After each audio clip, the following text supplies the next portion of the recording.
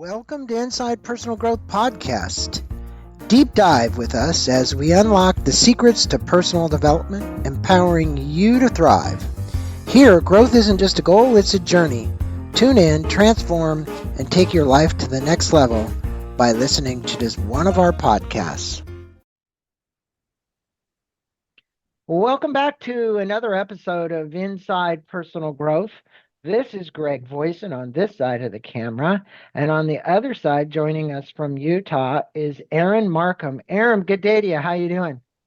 Good to see you. I'm actually in Idaho today. Idaho. Okay, well, he's in Yeah, Idaho, but it's good to know he's got a new book coming out. It's not coming out till, what's the date in February? February 21st is the date. All right, so February 21st, and it's called EntreThrive, and I pronounced that right? That's right. Yeah, that's right. And it's the Entrepreneur's 8 Laws to Eliminating Unhealthy Stress, Flourishing Personally, and Creating the Good Life. And we're going to be talking about that. And I want to let our listeners know a little bit about you because it's always good to kind of tee it up with that, Aaron. And so over the span of more than 20 years, Aaron has founded and scaled award-winning multi-million-dollar companies that have positively impacted the lives of thousands throughout North America. His entrepreneurial journey began in healthcare. It was in the second startup that Aaron's visionary leadership changed and the trajectory of his home care industry and positively impacted thousands of lives of entrepreneurs and millions of seniors that were under their care. He founded the Best of Home Care award-winning program and created an innovative benchmarking and performance platform, now the recognized standard in the industry. Prior to these groundbreaking programs, no framework existed to measure the quality of in-home care. Aaron is the recipient of numerous awards, recognized as leadership, vision, and service. He's been a sought-after national speaker since 2006 and enjoys empowering his audience to make positive changes in their personal and professional life. And I will say that, like me, he is an avid cyclist and he has 6 children. So if you go to his website, EntreThrive.com, that's EntreThrive.com. There you can get more information about his company, his organization, his book, his upcoming book. You can pre-order it as well. So I'd like all of you we'll put that in the blog. So Aaron, if you would, let's start this off because I know if we keep our listeners' attention for the first 14 minutes, we get it for the rest. So let's kick That's this off right. with a punch. If you tell our listeners a little bit about your personal journey, which we just talked about a bit, but also define what you mean. I watched a few videos of you, Instagram videos, where you're talking about the good life for an entrepreneur. And you're Yeah. out in the woods in both of these videos speaking about it and saying the good life. And we hear it, and it's an Aristotle term that you Yeah. mentioned. And I want you to kind of define that for the listeners and why you think this is available to everyone and why you're so jazzed about it. All right. I appreciate it, Greg. Good to be here. Excited to talk to you about this. And I'm super passionate about the topic, obviously. But yeah, my background, and we'll go right into the good life because it ties right in. So I've been an entrepreneur for 20 plus years. 2002, I launched my first in-home care business and grew that. I didn't know a lot about what I was doing, as an early entrepreneur, but I believed I could figure things out. Back then I had a lot of confidence in myself and what we could do as a team and so forth. But in the healthcare space and in particular the in-home care space, it can be exhausting as well. It's a very emotionally charged industry because you're taking care of others. And then over time, like all entrepreneur experience burnout. I remember the first 3 years of that company, I got to a point where I either had to close the business or I had to figure something else out and run a better business. Because I was coming home, I had 4 kids at the time. I have 6 now, but 4 kids when I was feeling this, coming home, having dinner with my family, going back to the office till like 1 or 2 in the morning, right? And trying to just have that hustle. And I was exhausted. And so I figured some things out even back then on running a better business and living a better life. I've always been fascinated with well-being and how to improve that. And I ended up selling that business in 2009, launching another business based upon an idea of measurements and data analytics for that industry, for the home care industry, taking care of seniors and so forth. Launched it, kind of pioneered this new idea and concept, and it was amazing. It honestly changed an industry over the next several years. Raised the standards. I ended up going around and speaking all over the country. But that was 2009. Between 2012 and 2015, I was running into a wall and I was really struggling as an entrepreneur. We were growing, externally looked like we were flourishing. I was barely making payroll because we are growing so fast that I was really hard to keep up with that growth. And Hmm. and so a lot of stress, a lot of things were happening there. And so 2015 hit that wall completely. We have pictures that we share in some of our presentations of me in 2015. I did not look good. I was really struggling. And then 2016, I truly believe someone can accelerate to the good life fairly quickly if they really put their whole heart into it.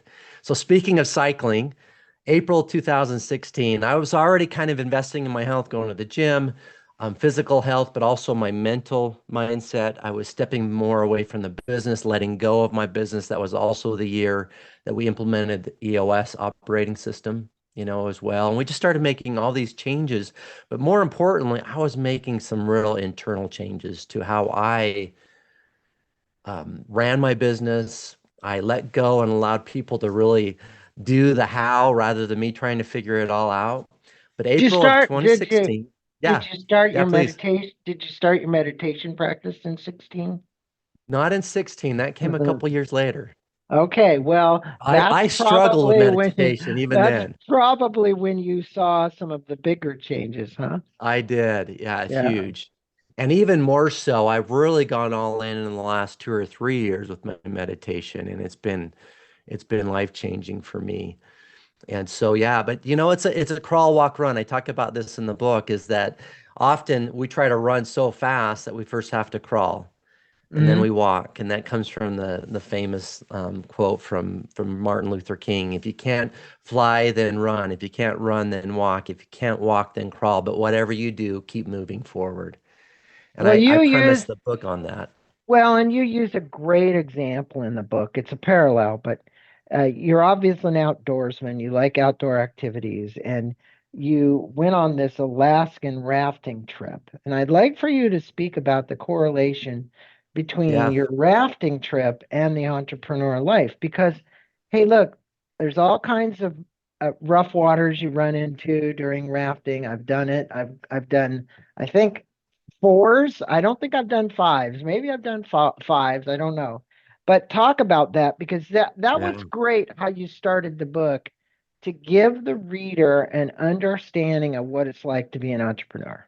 Yeah. And it ties to that whole phase. Like when I talk about my 2012 to 2015, that is so correlated with my Alaska trip. So a few months ago, that wasn't even that long ago, August of 2023, I went on this epic Alaska trip, and not a usual typical Alaska trip that you hear about these days where you go and stay in a lodge and like you have a guide. I went with these six intense, like they've all been outdoorsmen, and we did a 55-mile float down the Alaska tundra fishing trip where we had to get dropped off by a float plane in the middle of nowhere and survive for the next 7 days. And tear down, take our camp every day. And the first couple of days of this trip, even though we got rained on and there were some challenges, it was amazing because I still had that energy. I was super excited about this trip. And so even with some of these challenges, I just kind of pushed my way through it and catching fish, decent amount of fish during that part of the river. It was a smaller tributary the first couple days, so I could cast. Fly fishing, I am not the best at it per se, but I love to do it. And the team or the group I was with, they're really good at it. And so when we got into the very wide river, about 3 times as wide, I had a hard time casting into it. So days 3 and 4 were really challenging. Rain poured around us. It got very windy on the third day where we're trying to go upriver in about 50, 60 mile an hour winds. And they had storms last year, if you remember, in Alaska, and there were trees. Like we came 3 or 4 weeks after these storms, and there were trees in the river we had to navigate. It was very difficult. Broke my rod in those 3 or 4 days. But that's like the entrepreneurial journey is like when we first start, we have that energy, we're all in, we're excited about it. Even with some of the challenges that might come, we kind of push through it. But around the corner are those days 3 and 4, right? And that's Mhm. really where it's maybe cash flow may not be there. There's team issues, there's people issues, there's all kinds of challenges. And days 3 and 4 can be experienced throughout an entrepreneur's journey. But when we got into days 5 and 6, we were finally closer to the ocean where we were in the epic salmon fishing. And I was catching 35, 40 salmon, these big fish, those 2 days. Did the rain stop? No, not really. It was still Yeah. raining. The wind did die down a bit, got a little easier that way. The trees were still there. We were still navigating through it, but we are finally into the epic fishing. And that's so much like the entrepreneur's journey is that the challenges never really stop. But my mindset did. I was, financial freedom. I think in those days 5 and 6, that's part of that epic fishing. You're catching all these fish, you're experiencing success in your business, still dealing with challenges, but it does change. And one point I make in the book, though, is that if we're not careful, we can also struggle in days 5 and 6. If I were I focused I on the think though rain, when I think though, Aaron, when you yeah, start off your entrepreneur journey, like you started off this Alaskan trip, nobody really knows what to expect. So yeah, those first few days may be a little uncomfortable, but then you got down to the middle of the trip and the trees and the wind and the rain and not catching fish and breaking your fly rod and all that. Those are the challenges you uh, get up against. And then you get to the other side of that because you address those issues just like an entrepreneur, and you start to be more comfortable with the journey, yeah, right? You really start to good. That's good. understand how to navigate the waterways and the journey and the rafts and the boats and all that. And I want you to speak about because that's a great correlation. But you're also an avid reader, and I can tell that. I look at your bookcase behind you. You used to be an EOS facilitator, implementer. I get that. And so you have a ton of knowledge behind you about helping businesses get out of these quagmires. But there was a book in there that I think made a big impact on you, and it was Martin Seligman's book called Flourish. Hmm. And he used an acronym called PERMA, Yeah. PERMA. And this acronym is very powerful and dovetails into the 8 laws that you speak about in EntreThrive. And what I like to do is have you kind of address that for the listeners because I felt like in the book, this was kind of a key point for you. One Yeah. of the key. You admit you have a lot of many good points, Yeah. but Well, thank you. talk about So, that. yeah, PERMA. So Martin was my professor. Actually, after I exited my last company, I went all into positive psychology and thought, when I say all in, really next level stuff, like not just reading books about it, but I went and was accepted into the top program in the world, Master of Applied Positive Psychology at UPenn. Dr. Martin Seligman, he's the top psychologist of the last decade, very well known, father of positive psychology. About 25 years ago, he came up with that acronym. And I learned directly from him as my professor about PERMA. And PERMA stands for positive emotions, engagement. So the P is positive emotions, E is engagement, R is relationships, M is meaning, and A is accomplishments. Mm-hmm. And then when those things are working together, and the laws that I have in the book, I'll correlate with PERMA. When those things are working together, our well-being is enhanced. And the reason Martin started the kind of this movement, I mean, huge movement of positive psychology, was because traditionally psychology was more reactive, behavioral kind of based up until that point. And he got tired of reacting as a psychologist. He's the one who also came up with learned helplessness, had a lot of breakthrough moments even before positive psychology. But he got to that point where it's like we have to stop being reactive and be proactive. And so PERMA is the proactive way of handling our behaviors and Mm-hmm. handling our lives and thriving regardless of circumstance. Positive psychology is the science of well-being that studies why do some people thrive and why do some people don't.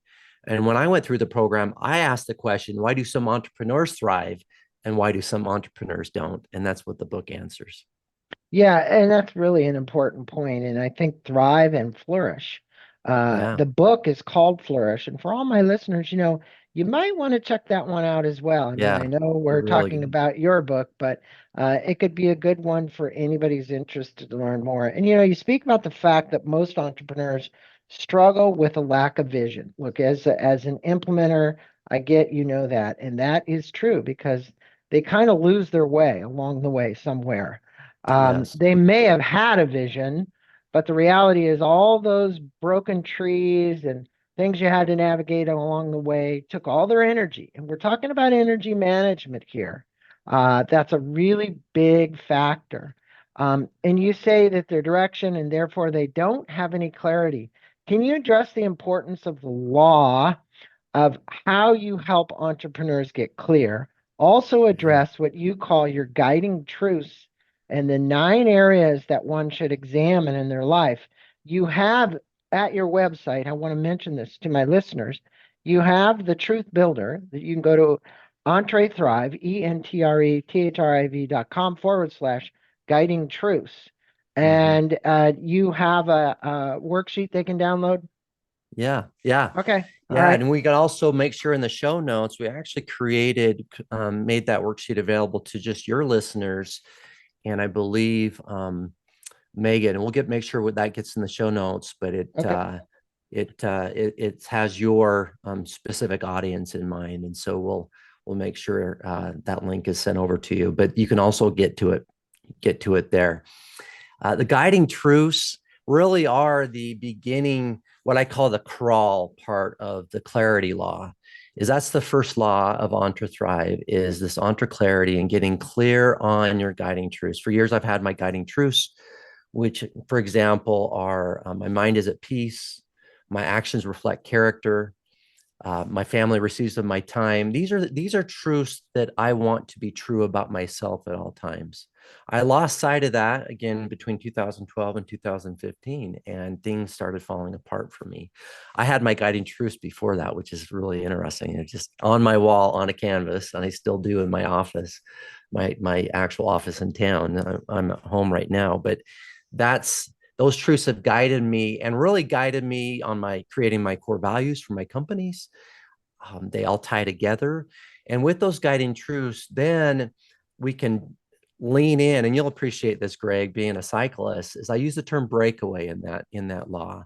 Mm-hmm. Breakaways in cycling is when you are leaving the pack, right? And you're creating a gap between you and the other riders, often best done with a team with your most important relationships, right? And an entrepreneur has to have that team around them, be able to make that break, but guided by your guiding truths, which is really really important. So the guiding truth tool just asks some poignant questions on what's some of the most important things to them, their values and so forth, driving what people it has the question about what do you want people to say about you, what just about, I think there's about 9 or 10 questions that we ask to help them get to their guiding truths. Well, you talk about the breakaway narrative, and to me, that's what is the positive self-talk, right? Because, like, if Yeah, you're going to go on a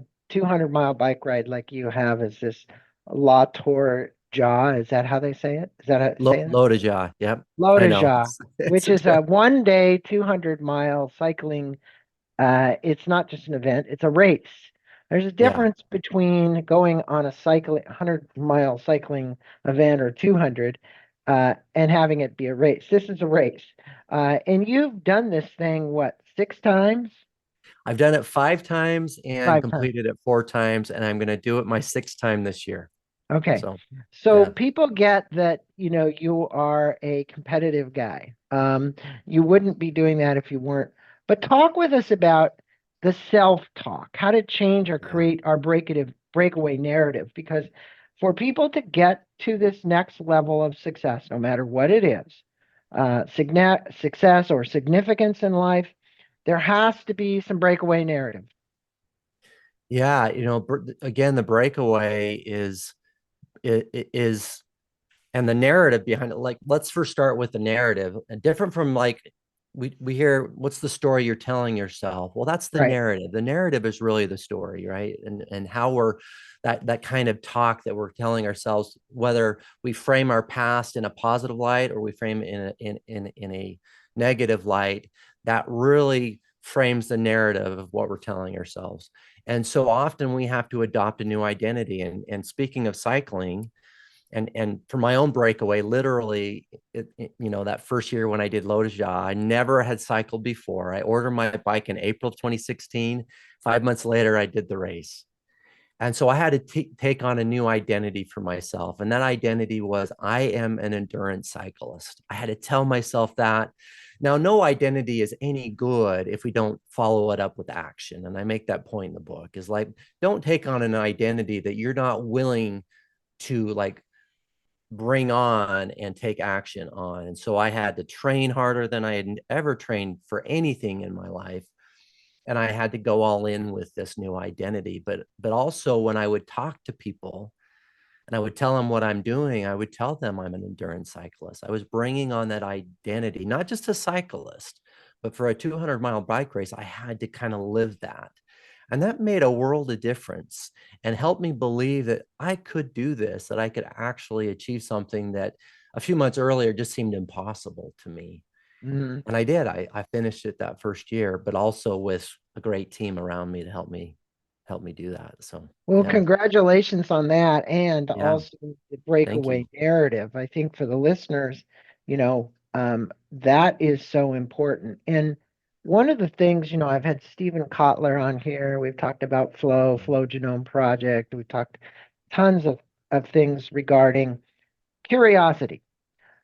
Curiosity is at the forefront before someone's purpose, and their mission and their vision and then their goals, right? So you speak about curiosity as the hallmark of creative people, and you actually cited many people in the book. You mentioned that creativity and entrepreneurship go hand in hand. Totally agree. Yeah, If you're not curious, you're probably not going to be, I would say, an entrepreneur. Can you tell yeah, the story about your sister-in-law and how she uses curiosity to really create this world-class business? yeah, I thought yeah. it was a great story. It is a great story. So my sister-in-law and my brother, they are chrislovesjulia.com, is, I'll shout out to them, but they started one of the most premier DIY blogs, really in the world. They have quite the following. I'm sure some of your listeners are familiar with them, but they didn't start off that way. Is that Julia recognized in herself that she had this creative, she's very artistic, and she had this creative mind and loved to decorate and loved to kind of work on this. And they were not necessarily, I mean, fairly newlyweds. They'd only been married for a little while, and she started creating a blog that really only included family members, but she just every day would post to the blog and create things with her home. And she allowed that creativity just to kind of just elevate and elevate. And I talk about kind of that process in the book. But over time, more and more people started following. And then she started having some companies reach out and want to sponsor, and which was a new, this is like many years ago, and that kind of sponsorship was fairly new for DIY bloggers. They were kind of a pioneer in that space. But then it just kind of unfolded from there, and now they've got millions of followers. Yeah. And it It's all started with creativity. I mean, that was like, and her focus on that, and it just showed in her product and the way she kind of interacted, along with my brother, of course. Well, for people, it's Chris Loves Julia. I just went there while we were talking. And Yeah, it's interesting because one of my clients actually makes and designs for McGee and Company, yeah, which yeah, literally is there was a um, television series about this couple yeah, in Utah that have this amazing house yeah. and all Very the good stuff they friends do. with Chris and Julia. I'm They're sure they very good are friends. because they're endorsed by the furniture there. So go check it out because it is quite a business that they built. Now, and you speak about deep thriving session. We talked about meditation just a tad, the fact that your meditation has gotten more intense lately. But you call it a deep thriving session. I like that because meditation's kind of overused. And how has this changed your life and the lives of your clients if you're Yeah. actually teaching or advocating for them to do this? Not everybody's going to do it, but let's say Right. you're advocating for. I like what you did is you changed meditation to deep thriving session. Yeah. Yeah. Yeah. My deep thriving session, it's meditation, but it's also journaling. Involves journaling. It Right? involves gratitude, leaning into those thoughts and feelings. And the reason it's in the creativity law is that to me it promotes creativity in me and create in my creative genius. It kind of elevates that when I do that, in any given day, and allows me to create personally and professionally things that maybe I wouldn't have been able to create otherwise. And so I use a meditation practice called Sky Meditation. It's the Art of Living Center teaches this, not as well known. I think it's a great meditation for entrepreneurs. It's a breathing meditation. If you do the all in, it's about a 35-minute meditation. Sometimes, depending on the day, I might shorten that, but it's really helped me Is it focus my kind of mind and creativity. more Aaron, like a somatic breathing? Yes, Yes. yes, They're yeah, very deep. For my listeners who haven't experienced it, or for those that have, somatic breathing is a real live term used. There's people that are become certified in helping people do there.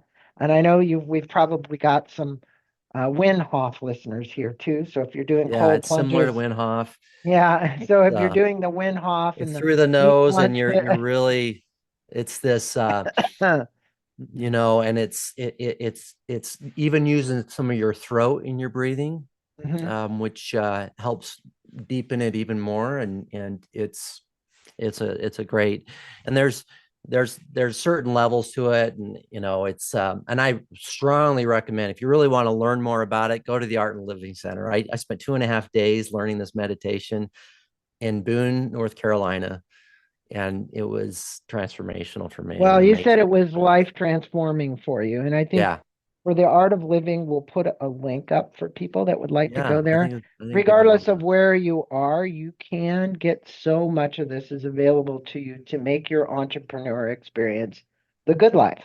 Yep, And I right. think that doing these kind of things help you clear, for the Buddhists have talked about for years the monkey mind. Well, you don't Yeah, always get rid of the monkey mind, but you learn how to live with it and kind of coexist with it. Because my wife and I are talking this morning about, oh, when we wake up, it's like all of a sudden, all these things about what you have to do today start spinning around. But if you start with a meditation first thing in the morning, you can calm that and you can live with it so much easier so that it's not taking so much 100%. energy. The other thing is to record what it is you have to do and just write it down. This morning, I recorded all the stuff in Notion. So I think there's some simple things: gratitude journal, journaling, meditation, cold plunges, walks in the woods, walks in the Yeah, beaches, bicycle rides, anything that basically takes your mind away from this constant chatter and puts it into what I would call a flow state as quickly as possible. So, Yeah. you speak to listeners about the character strengths survey and identifying character strengths, and you have this survey at your website, right? So people can, Yeah. is it there where they can get Yeah, it? let me clarify that. That's actually not my survey. It's the VIA characterstrengths.org Okay, is the website. And we have a link on our website to them. And it's a positive psychology inspired organization. In fact, Chris Peterson and Martin Seligman, both kind of the fathers of positive psychology, co-founders, I guess you could say, along with Mihai Csikszentmihalyi, right. the author of Flow. Those three are kind of the three pillars of the positive psychology movement. And that they Marty and Chris came up with the 24 um, 24 character strengths that identify with 6 different virtues. And so go to that site, you can take their assessment. It's It's extremely powerful in knowing what your 5 key character strengths are. Like for mine's the appreciation of beauty, spirituality, leadership are some of my top key character strengths, but also ideas on how to lean in and take on new character strengths. Like one I'm working on this year, self-regulation is another key character strength. But it's Well, one of what the longest standing I would let assessments our out there. like to let our listeners know that it's viacharacter.org. We'll put a link to that, via.character.org, and it says activate your strengths. You push a button, and I think you can take this character thing for free, and literally find out more about yourself. And that's a great opportunity for any entrepreneur who's trying to understand and be better at becoming who they would like to become, right? So, Yeah. we've seen the Carol Dweck's book about grit, right? And probably many of my listeners have already read Angela that. Duckworth as well. She Or wrote. I'm sorry, Angela Duckworth. Yeah, Okay. Yeah. Yeah. maybe I blew who it was. Dweck was had a different book, but Angela Growth Duckworth. mindset was Dweck. Yeah. Yeah. Yeah. So most of the listeners are aware of grit, but can you address the 5 levels of Yeah. great and how it will help us make us more resilient, right? Because as an entrepreneur that it requires grit, determination, focus, good character to make it through an entrepreneur experience. Oh, And 100%. actually, this whole concept about grit, it's a very high one on the scale of you surviving your entrepreneur journey. Yeah. It's very significant. And I use this word staying power in that law, in the Grit law, because depending on where you're at in these 5 levels, really the deeper you get, the better staying power you have. And so the first level is curiosity. We'd already talked about that. But when we first think of something or we have an idea, we are first, curious about it. We first want to understand it. We start doing a little bit of research about it. That curiosity really kind of, uh, I don't know. It's a powerful concept, I think, to start with that. And then, as we become more curious, we move into the next, and these phases, they happen fairly quickly, right? As far as just, when the third phase being the practice phase, passion being the fourth phase, and then calling being the fifth phase, is that as we're moving through there, we often skip from, and I'm sorry, the second phase being interest. So curiosity and interest are really early on. And the interest Right. again is going deeper. It's okay, I'm curious, now I'm interested. And then the practice phase is the one that we forget as entrepreneurs. I think especially younger entrepreneurs, I think the generations might forget that before they can really develop the passion for something, they have to practice it for a while. They have to keep doing it and really see if this is something that they really can get passionate about or lean into when it comes to passion. And so again, curiosity, interest, practice, and then you've got the passion phase of grit. And that's the one that most of us are in when it comes to our entrepreneurial ventures, is that we're passionate about what we're doing. We're leaning into it. It feels right. We get energy from it. But that's not the end. I think there is another phase. I know there's another phase based upon research. And even Angela Duckworth talks about this, is that's the calling phase. You can call it purpose, but I like the term calling when it comes to entrepreneurs, is that when you feel called to something in your entrepreneurial venture, your staying power is so much deeper than anything else. Mm-hmm. And your resolve to get over the humps and the obstacles that come and the uncertainties of entrepreneurship, they just feel like bumps when you're feeling called, to it. Mm-hmm. You're like, oh, this is just an obstacle, get through this, and you keep pushing forward.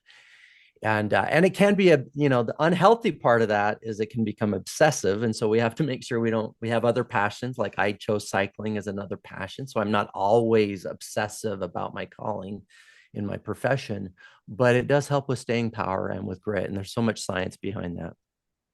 Well, and I would say I wrote a book that goes back to 2017, and I really emphasized how important for an entrepreneur intuition is. But Mm-hmm. intuition comes from your awareness, your heightened level of awareness as a result of meditation. What are you feeling? Some people are auditory, they hear things. People say, oh, are you hearing something? Yeah, I am. I'm hearing a voice. It's telling me to go do this, or I'm feeling something about this. And I think that if you look at some of the greatest successful people like Bill Gates and Steve Jobs and all these people, they've written about how important it is to cultivate very strong intuition about business decisions and moves and what you would do. And I just wanted to add that before we talk about your fifth law of entree faith walk. And this was a story you told in the book about your financial advisor, Dale Green, who's not with us anymore. But Dale was somebody who made a big impact on you, and how his words were answers to your prayers. I felt like in the book, this was really a significant thing for you. So I Yeah. wanted to profile it here. Yeah, and I appreciate it. And I'll try to keep my emotions in check. Dale's he's still I still feel that man and his words. But he there was a point, and this was in 2015, where, like I mentioned, we were growing, but we're struggling to keep up with the cash needed to continue to grow, right? Right. And my partner and I had a minority partner, he's a great friend still, Eric Manson, who we were both praying for an answer, like how were we going to grow to the next level. And out of the blue, my good friend, Dale and I had been friends for several years before that, entrepreneur. He had some money that was in the stock market. He wanted to pull out and needed to put it somewhere. And he's like, hey, you came to mind. Are you looking for an investor? Are you, it was just, the timing was amazing. So that was an answer to prayer.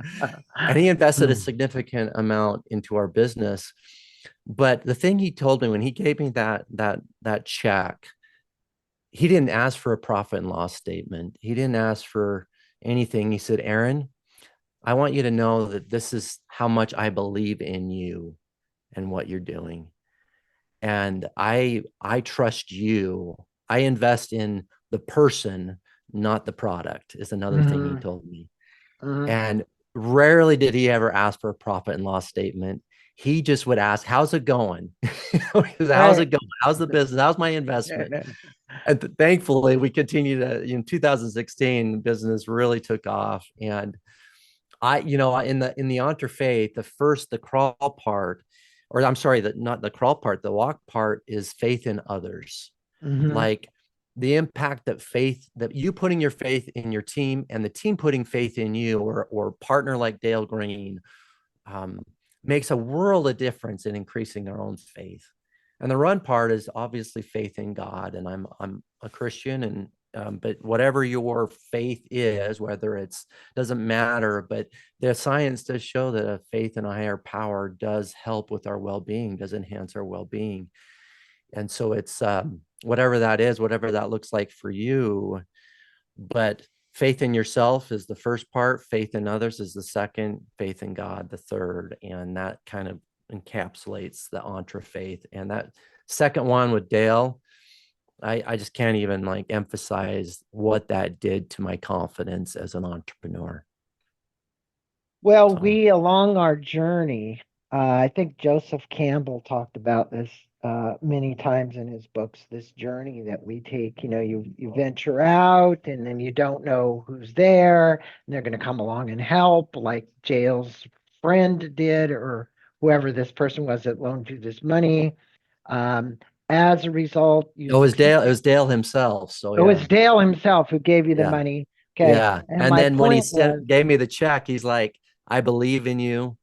And didn't right. even ask for a profit and loss Well, statement and in the what's process. interesting is he was a financial advisor, and for a financial advisor to have that much faith in somebody to just give them a check without the financial statement is saying something Yeah, very, very high. So, yeah, you had a great lesson there. And your book is it's filled with great stories, great advice, resources. Your website has resources that entrepreneurs could use. But I like to sum these interviews up with three significant points you'd like to make or leave the listeners with, um, that they could implement into their life and their business right away. In other words, yeah, what is the takeaway from EntreThrive that I literally am sitting out here? Okay, guys, I've listened to your interview for 40 some minutes now. What is it that I could take away from this interview with you guys that I could actually implement? yeah. Circling back to your original question, I don't think I answered initially, is what is the good life and how do you accelerate to it? And the good life in Aristotle terms was the complete life. And it's a journey rather than a destination though. And the good life is more of a mindset. So the first thing that I would say is adopt kind of that good life mindset that, what is that to you? What do you want in life? And those guiding truths would be the first thing I would start with. And that's really the first thing in the book. And Entre Clarity is, what do you want to be true about yourself at all times? And lean into those truths and have them guide you in your decisions, as you're trying to make business decisions, personal decisions, relationship decisions. Those guiding truths will help keep that nice and secure, because I constantly come back to my guiding truths. So that'd be the first thing. The second, and again, surrounding it around the good life, because that's where I want all the readers to get to, is their own version of the good life for themselves. And we talked about those character strengths. I would take that assessment, but then I talk about the character strengths in the Entre Habits law. And the reason I do is that how cool would it be? Like, I have the self-regulation character strength that I'm focused on this year. How cool would it be that if self-regulation just ran in the background? I call it the 43% in the book. And Wendy Woods wrote a great book called Good Habits, Bad Habits. She did a lot of research on the 43%. And 43% of everything we do when it comes to our habits is unconscious. Mm-hmm. What if we made those character strengths more unconscious, just ran in the background? We have to first make them conscious, but they were just automatic, just part of our lives, part of what our makeup every day. How much better off, and again, going back to the good life, would we have if we did that? I think it would be amazing. The third is what you could do immediately, going back to the Entre Faith. What Dale did for me is, who in your life could use your faith, could use a boost? Your children, your spouse, a business partner, someone you're mentoring could use a more dose of your faith in them and your belief in them, and seek them out, more than one person, and see what the difference that makes for them. And then I think it will also help reiterate how important that is for yourself to surround yourself with people who believe in you. They don't agree with everything you're doing. Dale was certainly not that way either. If he saw something awry, he would tell me, but who really believe in your ability and your potential to figure things out. I think it's Well, powerful. what I think that you do with EntreThrive, the entrepreneur's 8 laws to eliminating unhealthy stress, flourishing personally, and creating the good life, is you give from your experience, Aaron, which is there's so much being someone who's consulted business owner, own their own businesses, is you provide a recipe. Now, that doesn't mean when we get a recipe that we may not want to change it a little bit. Like we want to Right. add a little bit of our ingredients to change the way the bread comes out or the cake or whatever it is. But I want to tell my listeners this is a great recipe. I interviewed now almost 1,100 people, and I will say that the book reads like Aaron is speaking to you. And that's a huge Thank you. compliment Thank because a you. lot of Amen. books are not about this personal somebody. I always tell somebody if you're in a movie and you're watching the screen and the person next to you whispered something about the movie, like the whispering in my ear, they're either whispering something about, oh, that was a cool scene, what'd you think, kind of thing. You want somebody who's that whisperer in the movie theater. And Aaron's book is really that. He's whispering in your ear all the way through the book Thank about you. what it is that you might want to change, do, or become. So that's my personal endorsement. Aaron, this Thank you book so comes much, Greg. out That means a ton. It really Feb- does. February the what? February 21st. Okay, go to his website. You can actually pre-order the book now. Okay. Um, Based on the date that we actually release this podcast. Go there and he's going to have a special form for us that we talked about that you guys could download. And I want to make sure and go to the viacharacter.org to get your character strengths test. Aaron, namaste to you, my friend. Thanks for Thank you so everything. much. Appreciate you being on Inside Personal Growth, sharing your wisdom and your advice and your expertise so that people can have the good life. Thank you, Greg.